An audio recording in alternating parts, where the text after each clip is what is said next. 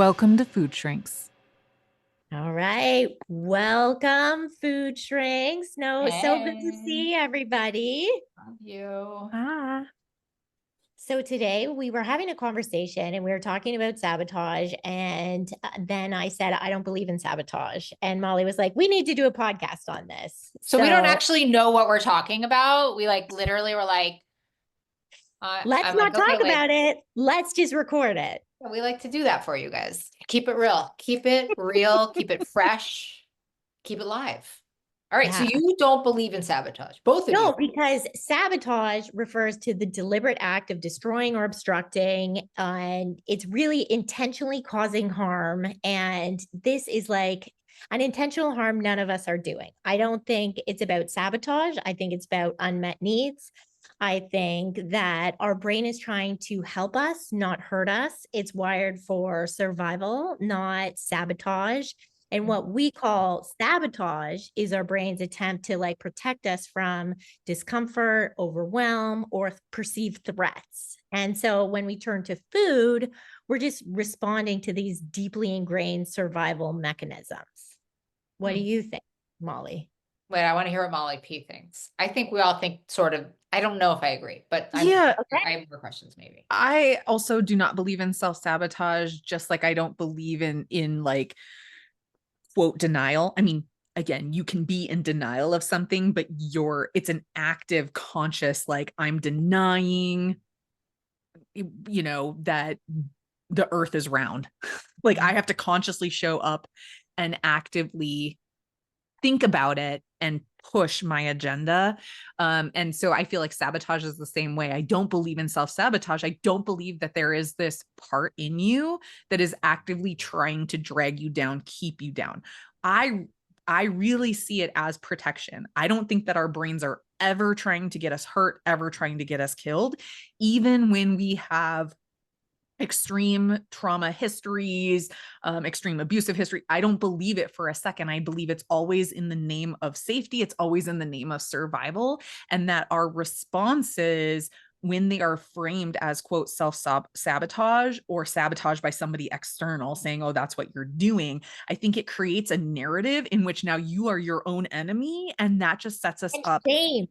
for shame, for this Yeah, like yeah, fighting. yeah. We can never Okay. really move past it. It's always going to be a wall that we come up Look at against and me. can't get I'm a past. bad person. Here I am sabotaging myself Yeah, again. And yeah. it shuts us down immediately. And I Yeah. think, like, when we do these things, initially, they're usually earlier on in childhood. They bring us like feel good in the moment. And then the more we feel good, the more it reinforces the habit. And so then later on in life, now they are maladaptive, but the brain still remembers, oh, this is what you need when things are tough. This will make you feel good. Not, oh, let's blow up your life today. That's a good idea. Well, I don't, yeah. Here's my take. Okay. Okay. So, well, I have two thoughts. My first thought is that my teacher, Marsha Linehan, the creator of DBT, doesn't believe in like labeling, right? And so what I hear you guys saying is like when we're labeling ourselves as like I'm sabotaging myself, we're, as Marsha would say, when we label, we don't create a problem to be solved. We create a label, right? Mhm. So if I'm saying, well, I'm a saboteur and like that's that, right? Then that's just kind of a label. And if I'm saying, well, I get really, really scared about what's going to happen, and so I just stop my progress, then that's like a whole therapy session plus, right? And that's Yeah. a behavioral plan and that's a connection plan. And so it is, right? And so, I call like we, the royal three of us, like I say, accurate emotional expression, which is like, can you describe what you mean by self-sabotage, which I think is what you guys said. Yeah. My spiritual teacher, who I'm obsessed with, as you both know, really believes that like there are four kind of like archetypes, like there's four parts of us that all of us have, right? And one is a child, and one is a victim, and one is a prostitute, and one is a saboteur. And what she says about sabotage is what I think we're saying too. And the analogy she gives, which I think is so great, is that like, okay, we're in fourth grade French and we love fourth grade French, and we are like so good at it. We love our class. We love the people in it. It's so comfortable. And so the principal comes in and says, oh, you're so good at this. We're going to put you in fifth grade French. It's in another building. It's brand new people.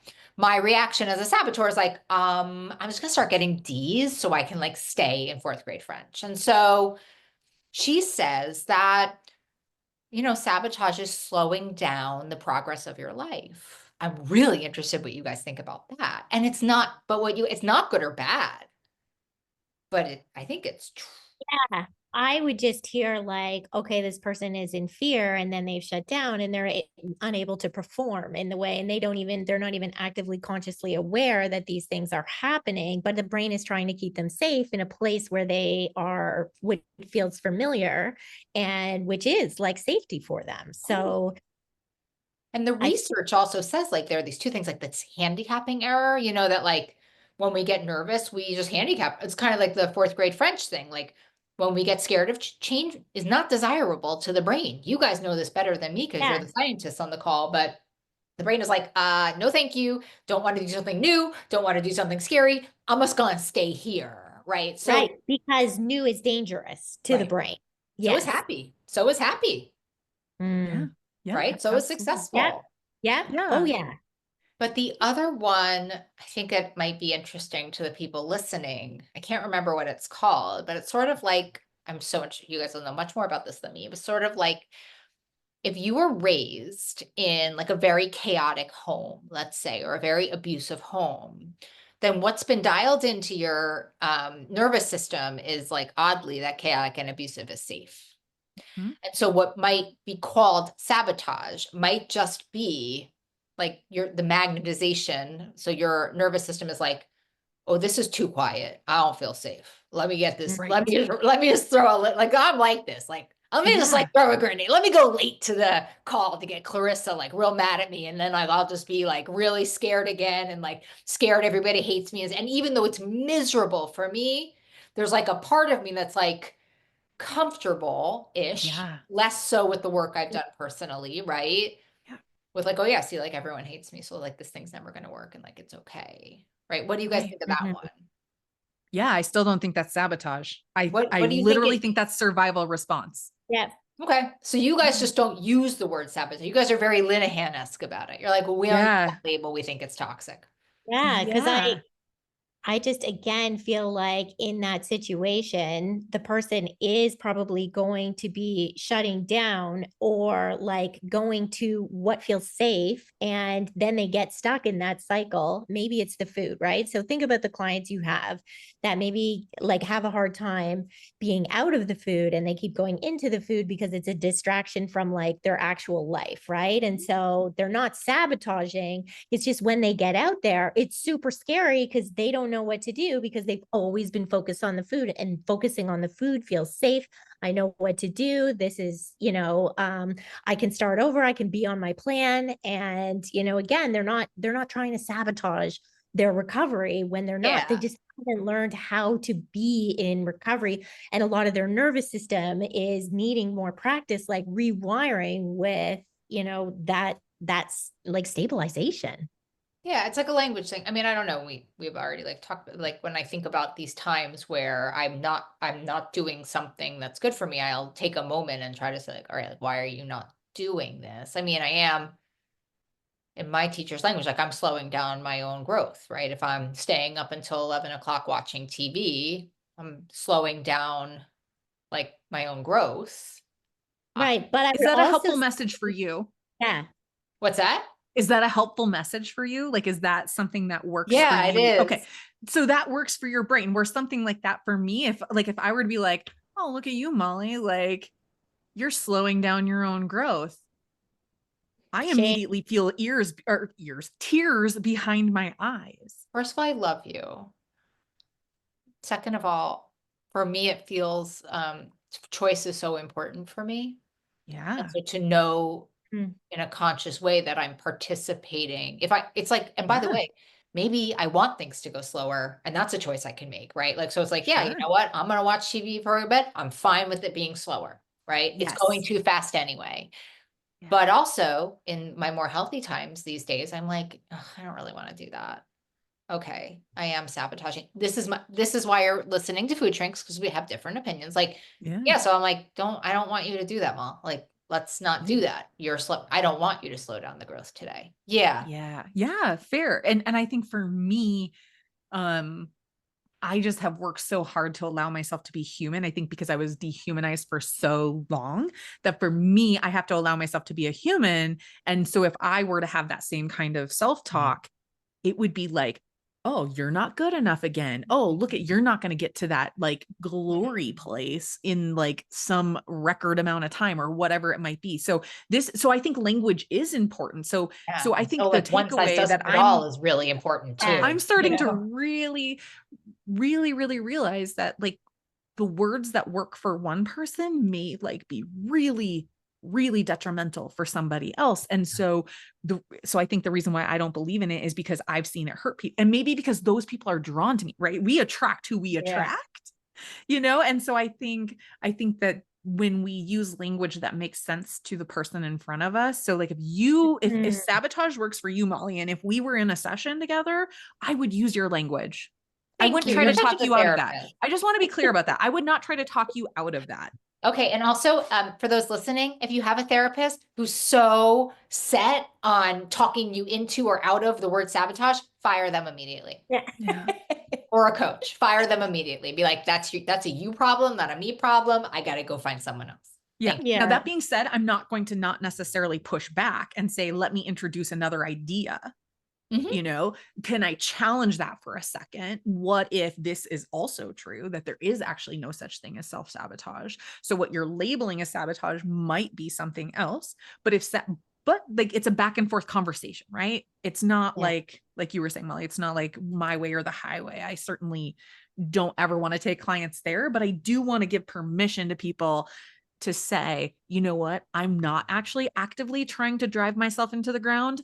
I'm really just like trying to create those new competing neural pathways Or I'm into trying to like doing slow something things new. down, Slow right? I things mean, I down. actually think there's something really valid about, Agreed. especially in like food and weight stuff. It's like, Yes. this is happening too fast for me, and Yeah. that's okay, right? Like, okay, then let's not take it so fast, right? Like, Yeah. to me, it like kind of reminds me of the word God, which I use like very openly, and others are like, don't use that word. It's like, yeah, I use it mostly as shorthand. I kind of use like sabotage as shorthand because I fully agree 1,000% with what you guys are saying. And maybe I'm just more desensitized. I mean, if you started to use the word manipulative in here, I'd lose my mind. It's like, it's a word that can I don't believe in manipulative and I don't believe in lazy, just to like put myself in the crew. I hate those words. I think they're destructive. I don't think they're useful. We can have another podcast on that. But yeah, I think I'm just kind of desensitized to, like, I don't care. I'll just use the word God. I don't know if I don't need to really go deep into if I believe in that actual thing. It's just Yeah. And maybe it's the intention behind the word too. Because obviously I believe in like sabotage is a thing. It's in the dictionary. Clarissa literally just gave us the definition. I believe yeah, like off the sabotage is a top of thing. her head, by the way. Yeah, but I exactly. I think that there is like energy and motivation. If there's an intent to harm with the terms that we're using, maybe that's where I have the bigger Yeah, no, I problem. think I actually do too. I Yeah. think I use that harm as like slowing down time, like the intent to, and that is kind of harmful, but maybe it's not. I don't know. Yeah. But maybe it's not. I Right. mean, But maybe it's not. you're the only person who gets to make that determination. Your Yeah. spiritual, guide doesn't get to make that determination. Nobody gets to make that determination but you. I mean, we've talked about giving away our power without consent. Take back some of these words. I'm with you, Molly. Like when lazy is used as a word to be be weaponized against somebody, I am absolutely Off my rock. not for it at all. The same with sabotage, but does sabotage exist? Yes. Do I believe in self-sabotage? No. And that's why, because when people typically say it, they're not saying it in the way you're saying it. Thank you. They're saying it to run themselves into the ground and beat that's right. themselves up Beat and be in themselves that up. shame. Yeah. Well, and I think also stay stuck, right? What is the thing, Molly? What is the thing you always say? Don't what is it? You don't bring my, Someone has a problem for every solution. yeah, you have a Yeah. problem for every solution. That's like my favorite thing. I try to remember it all the time. I can't. Yeah, you have a problem for every, but that's sort of what it is. But in a way, it's even using that is as a protective mechanism. It's Yeah. saying, don't Yeah. come near me. I'm a saboteur. Right. Yes. Yes. And Mhm. it's the canary in the coal mine. Something Right. else is going on. Right. And if that can be a core belief of yours, that can prevent you from living all aspects of your life, which Yeah. is terrible and awful. And I also think, like, us understanding who we are and how we operate, even with like neurodiversity, we know that, what's true is that if I am bored, that shows up in my brain as pain. So Mm. stability, quiet, calm. You said, oh, somebody who's familiar more comfortable with chaos, like that, this is me if I'm like single and everything's great in my life. I'm like, oh, let's go on a dating app. Let's make it complicated. Mm. Like, this things are too easy. They're too good right now. But what And do you mean by that? So do you call that, when you do that, what do you think it's about? I think it's about loneliness. I think it's about, an unmet need is what I would say, is that I long to be in love and be loved by someone. We love you, but I don't think I you know do. you do. I Um, but we love you. But wait, but when you're doing that, it's sort of unskillfully. Is that what you're saying? Yeah, so I could say I know what I'm doing, right? When I do it, and then I can be aware of it, but I don't think I'm sabotaging my life, right? I'm like, Think you oh, I might know just be what like I'm up to. impulsively trying to get connected. Yeah, right, This is exactly. like literally if I wish Marsha Linehan was in the fourth square. She'd be like, yeah, you guys are just accurately expressing what you think is sabotage. Right. And so then again, it's all about the language. And I am just so rooted in self-compassion that S Yeah. word, that's the S Same. word I can never use. I love it. Yeah. It's so good to Agreed. know it's in your word graveyard. Can we also just name too, when we use labels, no matter what those labels are, neurodivergent, saboteur, whatever it is, that labels have limitations. They can help us to hopefully accurately describe a situation, but they can also keep us stuck. So I don't know about you two in your therapeutic practices, but I know for me, when I have clients who show up and they like give me all these labels, they often like live within inside the definition of those labels and struggle to give themselves permission to actually live outside of like those very right Well, strict not to guidelines. disclose my secret sauce, but I can tell you that 3/4 of my sessions with people is saying, what do you mean by that? What do Yeah. you mean? Mhm. What do you mean by Yeah. angry? What do Yeah, you exactly. mean Tell me by, more. Describe right? it. Tell me Yeah. more. So what do you mean by that? Because it's basically most of what my therapy is having somebody think that this is one thing. And then once we start to, accurately describe it, oh, wow. Oh, wow. Oh, I didn't realize that. Oh, right. And so I think it's just a very impulsive less thought out way of doing things. And by the way, it's like the communal, right? It's what we do as a society. It's So true. We you're in use good terms company is what we're saying. casually and yeah, Mhm. we do. We use these terms casually. It's like the common, language so most people know what we're talking about and we have to come back to like, is it helpful? Yeah. Is it And Yeah. that's what I Or would say in helpful? session. hurtful. I'd be like, well, your definition of ugly and my definition of ugly might be really different. So can you describe to me what you mean by it's ugly, right? Like Yeah. that's true. It's Mhm. true. Language matters. Don Miguel Ruiz, the 4 agreements. What's the first agreement? Be impeccable with your word. And that includes your thoughts because language matters. Molly P. Throwing a lot of solutions at a problem, not a lot of problems at a solution. Molly P. I need to like tattoo that My into my way. head. I want to say it in sometimes and then I just can't get the words together. Okay.